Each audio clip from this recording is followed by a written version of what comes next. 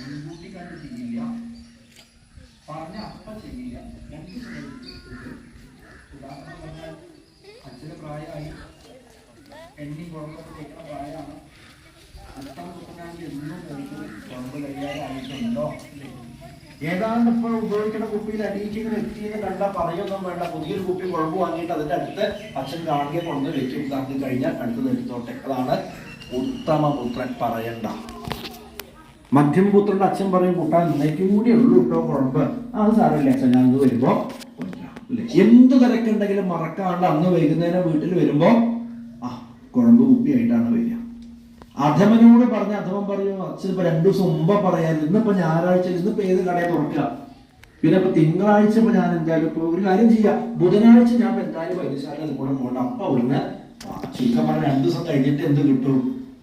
ഇന്നിപ്പോ ദൈവം സഹായിച്ച് 3 ഇല്ല കേട്ടോ. എന്ത് ഉത്തമനുമില്ല, മധ്യമനുമില്ല, അധമനുമില്ല. എന്ന് കുഴമ്പ് എന്ന് പറഞ്ഞാൽ അങ്ങനെ നോക്കും. 92 വയസ്സായി, പൂവാളെ ഭാവമൊന്നുമില്ല, ഇനിയിപ്പോ കുഴമ്പും തേച്ചിട്ട് പെട്ടെന്ന് ഇരിക്കാനാണ് എന്ന് പിറുപിറുക്കണ ആൾക്കാരാണ് ഇപ്പത്തെ അല്ലെ. C+ പിന്നെ B+ അല്ലേ. ശ്രീരാമചന്ദ്ര സ്വാമി പറയുന്നു, അച്ഛാ എനിക്ക് ഉത്തമപുത്രനാവാൻ പറ്റിയില്ല, മധ്യമപുത്രനാവാനെങ്കിലും എന്നെ അനുഗ്രഹിക്കൂ. നോക്കൂ, പുത്രധർമ്മം എത്ര രംഗങ്ങളാണ്. യാത്ര പറയാൻ സീതാദേവിയുടെ അടുത്തേക്ക് അവർ ചെന്നു. സീതാദേവി ചോദിക്കും, ആരും അകമ്പടി കൂടാതെ പാദചാരണമെന്നത് എന്താ? ആലവട്ടങ്ങളും പഞ്ചാമരങ്ങളും ഒക്കെ എവിടെ? അങ്ങനെ രാജഭവൻ പോവില്ല, ഇതൊക്കെ എന്താ ഒറ്റയ്ക്ക് ഇങ്ങനെ വന്നത്? എവിടെ വാദ്യഘോഷങ്ങള്, പഞ്ചാമരങ്ങളുടെ, ആലവട്ടങ്ങളുടെ, വെൺകൊറ്റങ്ങളുടെ എവിടെ? ശ്രീരാമചന്ദ്ര സ്വാമി പറയും, സീതേ ഞാൻ രാജാവാവണില്ല എന്ന് മാത്രമല്ല, ഞാൻ ഇപ്പൊ പോവാണ്. എവിടേക്ക്? 14 വർഷം കാട്ടിലേക്ക്.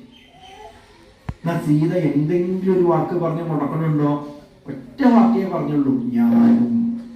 ഇല്ല, മുമ്പിൽ ഞാൻ നടപ്പവൻ പിന്നാലെ വേണമെഴുന്നള്ളിടുവാൻ ഭവാൻ. എന്താ വാക്ക്? മുൻപിൽ ഞാൻ നടപ്പവൻ, ആദ്യം ഞാൻ ഇറങ്ങും കാട്ടിലേക്ക്, പിന്നാലെ വേണം എഴുന്നള്ളിടുവാൻ ഭവാൻ. എന്റെ അർത്ഥം എന്താ? അങ്ങ് എവിടേക്കാ പോണേച്ചാൽ അങ്ങയുടെ കൂടെ ഞാനും. പാണിഗ്രഹണമെന്നാർത്ഥവും ഒക്കണം, പ്രാണാവസാന കാലത്തും വിരിയുമോ.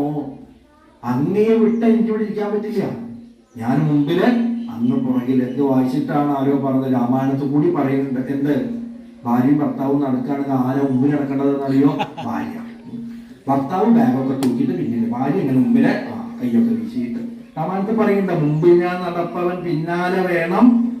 രാമായണം കർക്കിടത്തിൽ കേട്ടിട്ടേ ഭാര്യ വീട്ടിൽ ഒന്ന് പറഞ്ഞത്, നാളെ മുതൽ ഞാൻ മുമ്പില്, നിങ്ങള് പിന്നില്. അങ്ങനല്ല.